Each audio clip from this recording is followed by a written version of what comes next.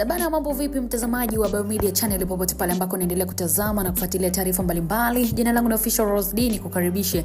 Endelea kusubscribe, kushare, kulike na kucomment kwa ajili ya kuwa mtu wa kwanza kupata taarifa mbalimbali. Tuangazie taarifa ya mwanadada Mange ambako amevuruga Chadema, afichua mazito tusiyoyajua kumhusu Tundu Lissu, wengi hawaamini. Ni yapi ambayo ameyafichua mwanaharakati kutoka nchini Tanzania ambaye anaishi kule ughaibuni, Mange Kimambi?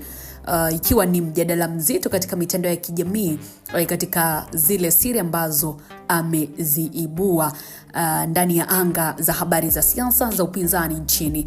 Baada ya kuikosoa safu ya uongozi wa Chadema, Mange aliikosoa akidai kuwa imeonyesha uoga katika kumtetea mwenyekiti wake ambaye ni Mheshimiwa Tundu Lissu, ambaye kwa muda mrefu amekuwa akikabiliwa na changamoto za kisiasa na kisheria. Sasa katika ujumbe wake ambao ulienea mitandaoni, Mange ameweka msitizo kuwa Tundu Lissu amekuwa akipitia kipindi kigumu sana cha mateso na misukosuko ya kisiasa, lakini bado ameonekana kuendelea kusimama imara bila kuyasaliti maslahi ya Watanzania. Na kwa mujibu wa msimamo huo wa Lissu, unapaswa kuendana na uungwaji mkono wa wazi na wa nguvu kabisa kutoka kwa viongozi wenzake wa chama hicho cha Chadema, jambo ambalo anadai kwa yeye anaona kwamba halijajitokeza kwa kiwango ambacho kilikuwa kinastahili. Mange amesema anashangazwa sana na kile alichokiita ukimya na tahadhari kubwa inayochukuliwa na baadhi ya viongozi wa Chadema, hasa katika kipindi ambacho jumuiya mbalimbali za kimataifa zimekuwa zikionyesha msimamo kuhusu haki za binadamu na hali ya kisiasa ambayo inamkabili Mheshimiwa Tundu Lissu.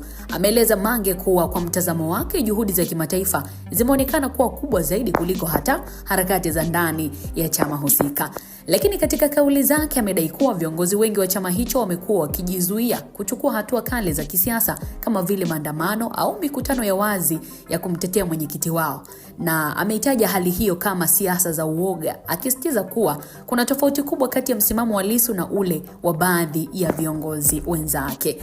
Hata hivyo, mjadala huu umeibua mitazamo tofauti mitandaoni. Wapo ambao wanakubaliana na hoja za Mange Kimambi wakisema upinzani unahitaji ujasiri zaidi katika nyakati nyeti za kisiasa, huku wengine wakisitiza kuwa siasa za kisiasa zinahitaji busara, mikakati na tahadhari ili kuepuka kuongeza mivutano isiyo ya lazima.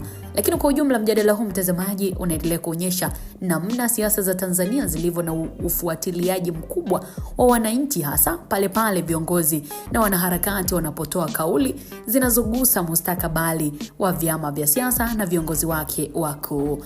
Ni tamati katika hili. Ukiwa na chochote cha kuzungumza, basi unaweza kuandika kupitia Biomedia comment section na tutaangazia wakati mwingine.